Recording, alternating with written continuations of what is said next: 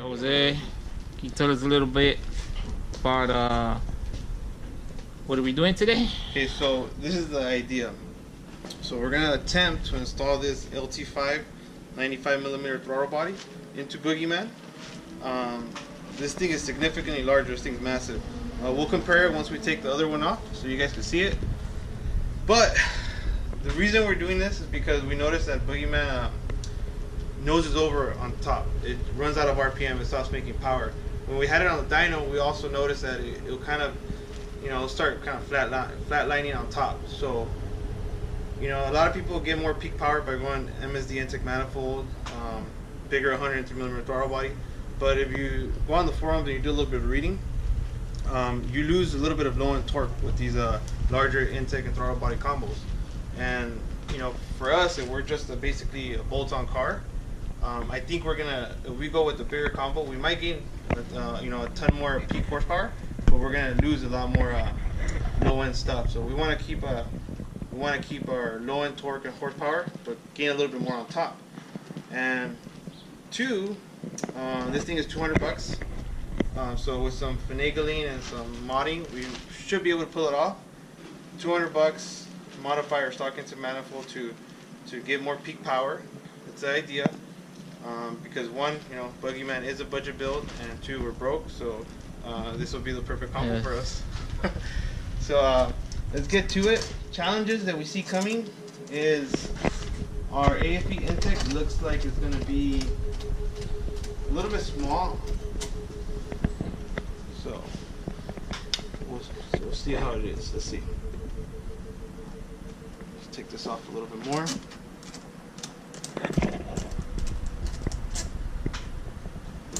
Take that off.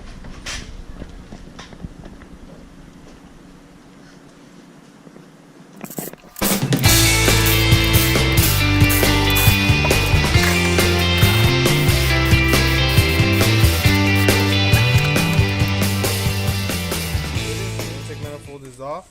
It was that easy. We're gonna clean up all these clean up the runners in there, make them real nice. They're kind of dirty. What are you gonna use to clean it?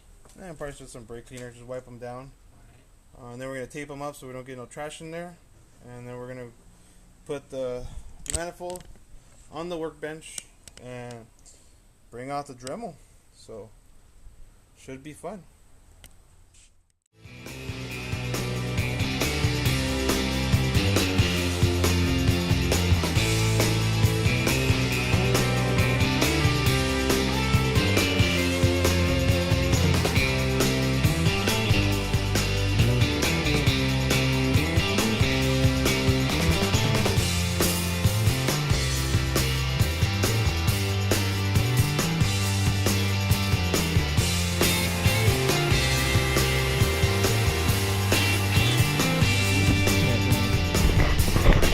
So as you can see here,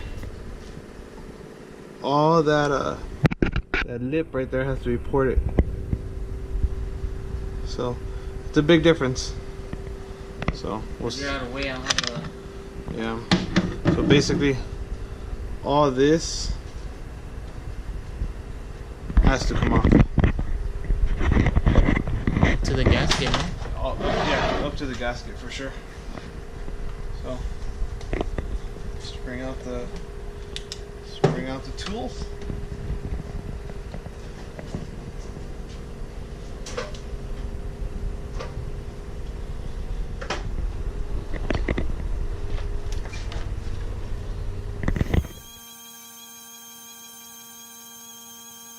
what we're gonna do right here, G, we're gonna try to smooth the transition.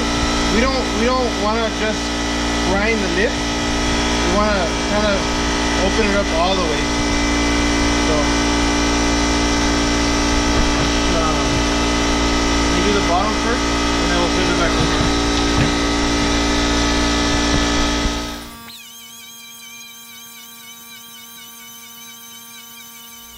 Check up on the update, see what Jose has done so far.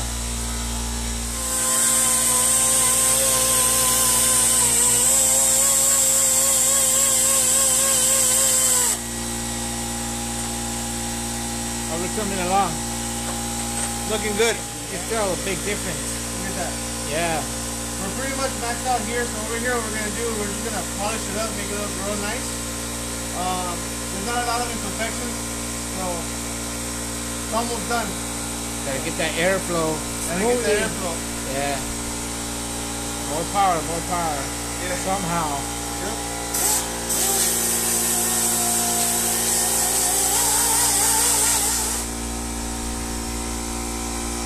Alright, we'll hit you guys up with another update in a bit.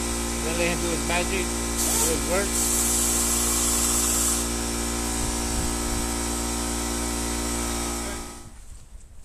Alright, let's go check up on an update.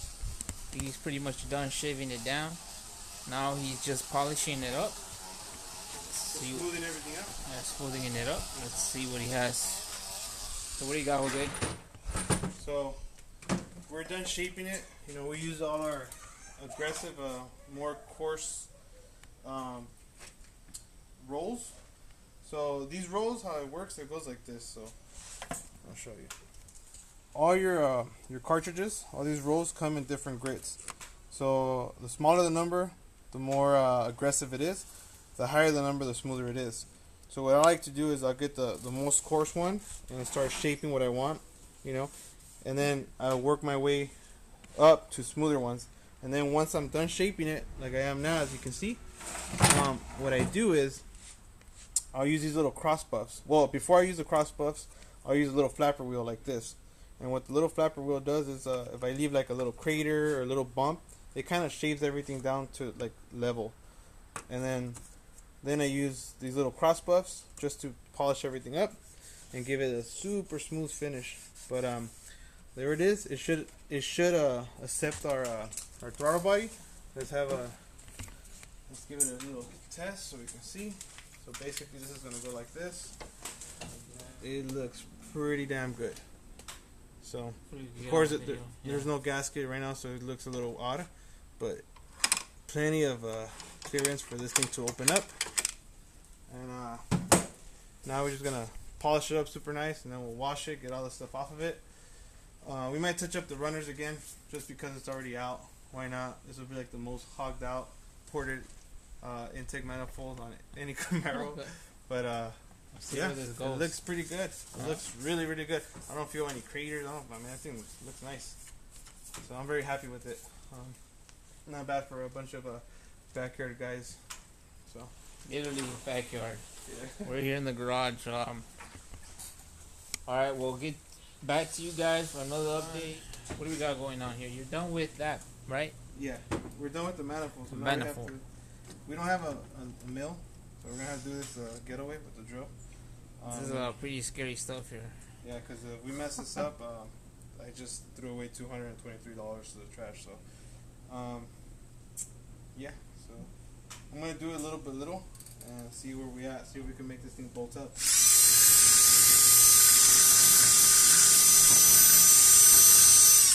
so that one looks pretty good.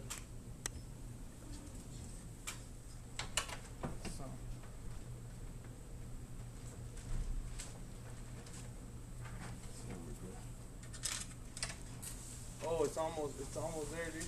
It's almost there? Yeah, let's see where we're at. Dude, no freaking way. You wanna get a zoom in real quick? We literally almost got it on the money.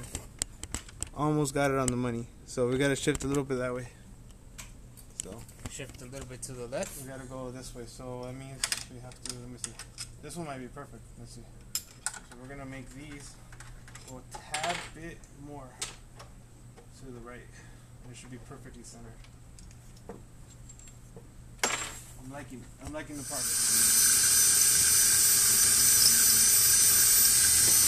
Okay, so that one was there.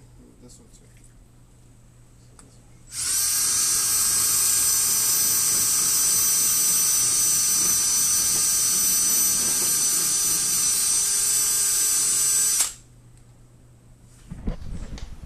All right, we're back.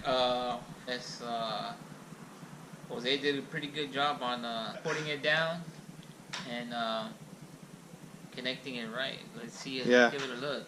Yeah, it was kind of a pain in the ass. So here, we'll put you down so you guys can see.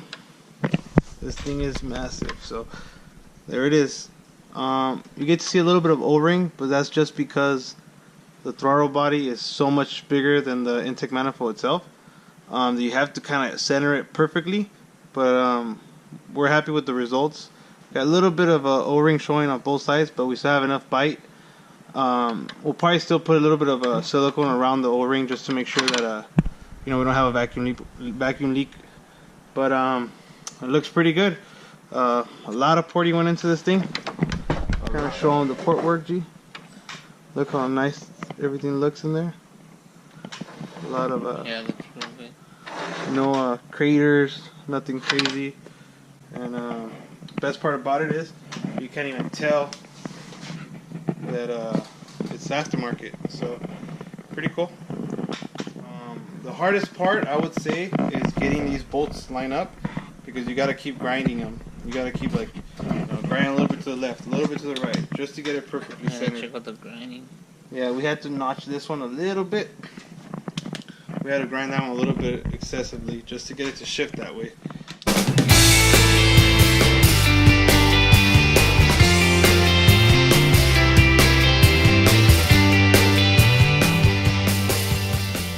Alright guys, what you guys hear right now is Boogieman. It's on. It turned on. It seems to be idling fine. Has a little weird idle to it, but I don't know, it might clear up right now. But it seems to be fine. Let me turn the camera around. You can see it stretched the elbow out all the way. I had to put WD-40 in there and a little wedge. Maybe one of these little wedges to wedge it in there. And then it kind of distorted it, so I had to play with it in order for the belly not to get wrinkled. But it seems to be doing fine. Everything's on there good. I don't think we left anything off. So let's go take it for a little test drive and see if the throttle body acts normal like it should, like it's at 87. Let me put the doggy away. Oh, she is gonna be so pissed off right now because she's not gonna go. But let's see what happens. So this is what happens when dogs. See, she gets mad. She wants to be in the garage. She's a shop dog. Stay.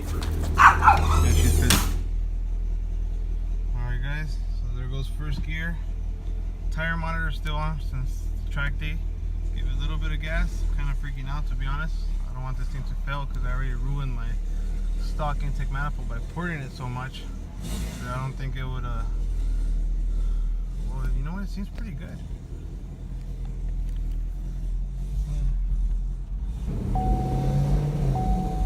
Can't say that I feel it crazy fast or anything like that. I'm gonna be honest with you guys, but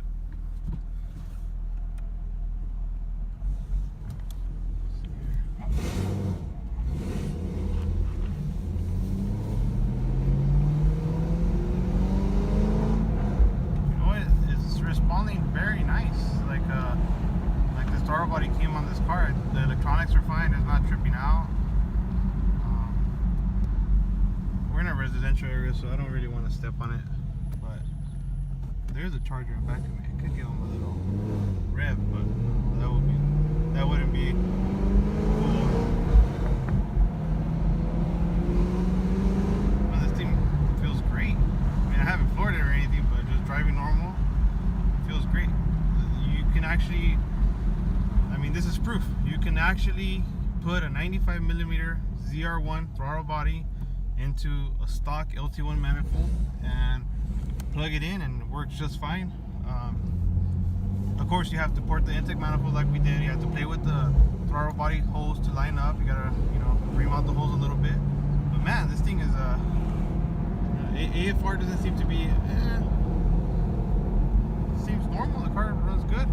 Hopefully it runs a little bit faster. Hopefully it gives us a little bit faster times with the track, and hopefully when we put it on the dyno it'll make a little bit more power. So last time we were out it made 460, so we hope this in combination with our headers that are coming, which we got the wrap for, that we got some DEI thermal wrapping for the headers to keep the air intake temps down.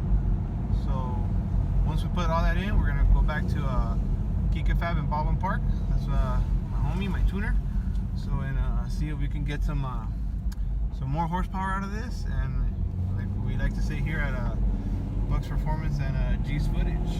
it should go fast. So here's another one for the budget builders out there. Thanks for watching.